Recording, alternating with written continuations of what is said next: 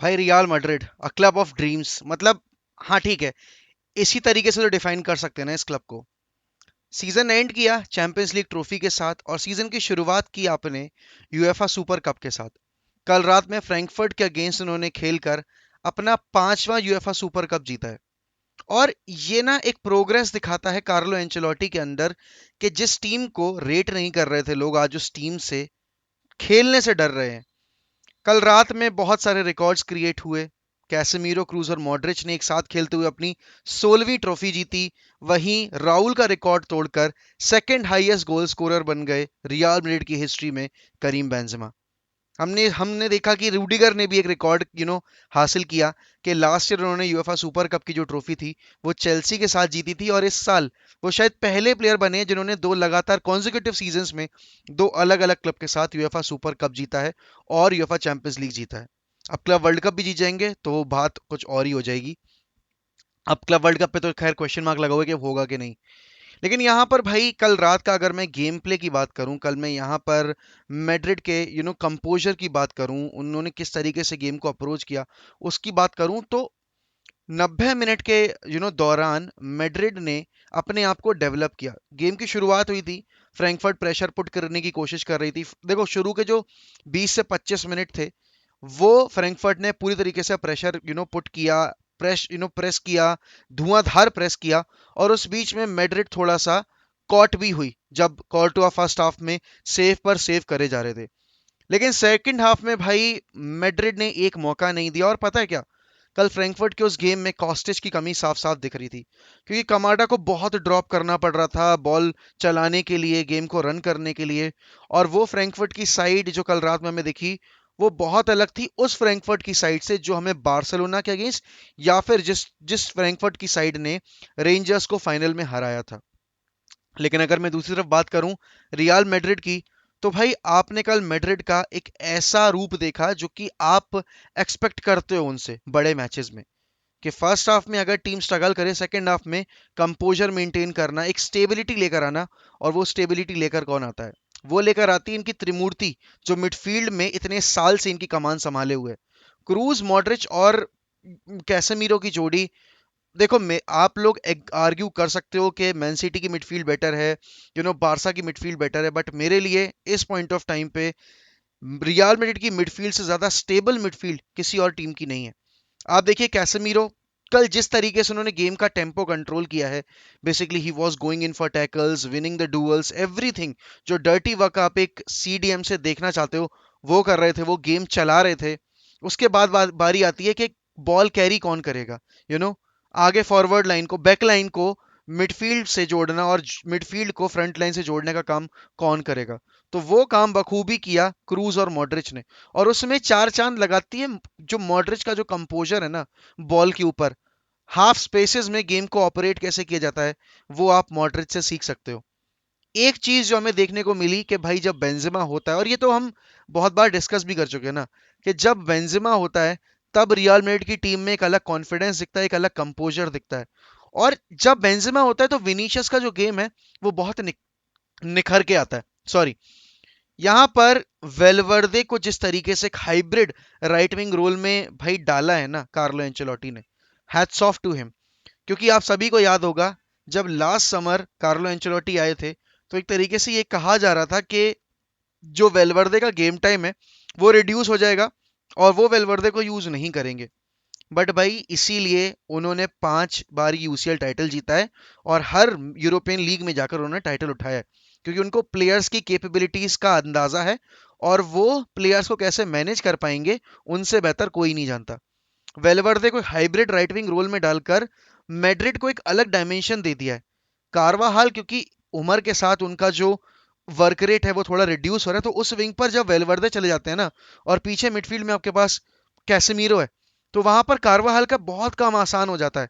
और आप देख रहे हो कि विद इन द सीजन कार्वाहाल का गेम कितना इवॉल्व हुआ है, कितना कंपोजर है कार्वाहाल के गेम में। अब वो रश नहीं करते। एक वो भी गेम था जब मैड्रिड गई थी पीएसजी के अगेंस्ट खेलने और कार्वाहाल को नाच नचा दिया था भाई और एम्बापे ने, और उस गेम के बाद लग रहा था कि कार्वाहाल के दिन पूरे हो गए मैड्रिड में। लेकिन उसके बाद कार्लो एंचेलोटी ने जिस तरीके से वेलवर्दे को उस विंग पर डालकर कार्वाहाल की कमजोरियों को छुपाया है और बेसिकली जो उनके स्ट्रॉन्ग पॉइंट्स हैं उनको निखारा है, वो काबिले तारीफ है। यहाँ पर भाई विनीशियस जूनियर इस सीजन वो पहले ही बोल चुके हैं कि he will be targeting the बैलन डोर, लेकिन एक प्लेयर जो कि बैलन डोर का असली हकदार है इस सीजन, दैट इज किंग करीम। और यहाँ पर भाई करीम बेंजेमा ने, माय बॉय बेंजी जैसे बोलते हैं ना मैसेद हजिल, करीम बेंजेमा ने जिस तरीके से कल रात गेम को चलाया, रिकॉर्ड ब्रेक किया, वो गोल जो, देखो ये गोल जो वो स्कोर किए हैं ना उन्होंने पिछले सीजन, इसमें से बहुत सारे गोल्स ऐसे होते हैं जो कि नॉर्मल टाइम पर प्लेयर्स मिस कर देते हैं।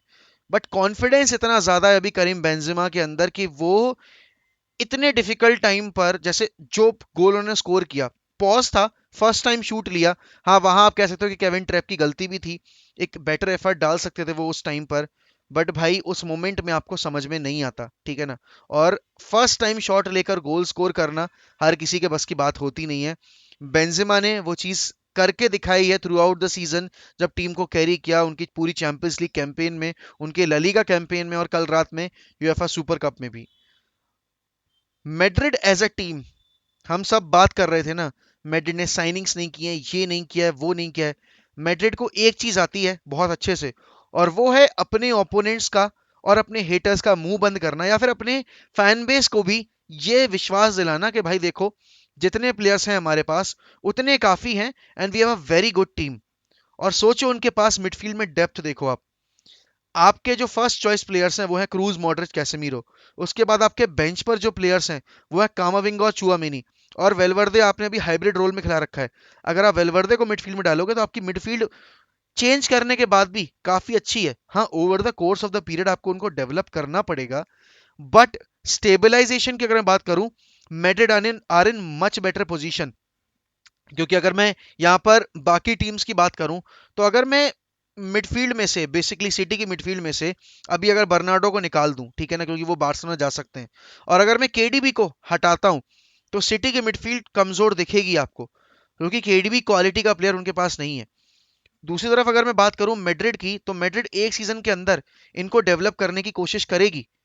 और यहां पर अगर इन्होंने इनको डेवलप कर लिया, तो जो ट्रांजिशन फेज है ना मॉडरिच, क्रूज और कैसेमीरो के बाद का, वो स्मूथ हो जाएगा, क्योंकि आपके पास अभी एक ऐसा मैनेजर है हाथों हाथ जो प्लेयर्स को डेवलप कर सकता है, जो कि आपके ट्रांजिशन फेज को अगर आगे फ्यूचर में चलकर अगली साल कोई नया मैनेजर आएगा, तो उसको आसानी होगी इनको इनहेरिट करने की।